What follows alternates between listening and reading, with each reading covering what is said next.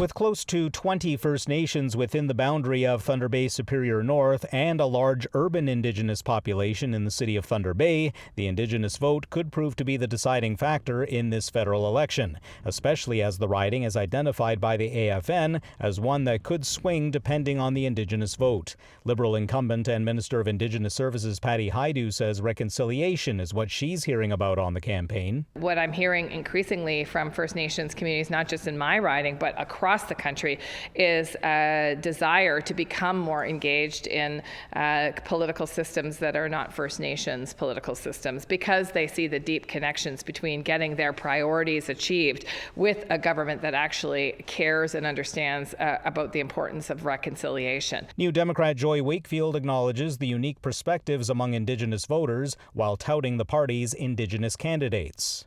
Some people take the perspective that this is a colonial system and they don't want to participate, and I understand that. And some people take the position that whatever power they have, they want to use to make sure that it doesn't harm their people. You know, we've seen a lot of strong Indigenous representation coming from this party. Saul Mamakwa provincially. We see Tanya Cameron running out in Kenora, Laura Mayer running down in Algoma. Hajdu says there's still a lot more work to do with regard to mending the relationship with First Nations, adding she will continue those efforts if re-elected. One of the most fulfilling aspects of the work that I've done over the last 9.5 years, including in the last 3.5 as Minister of Indigenous Services, is forming deep and real relationships with First Nations and Indigenous partners.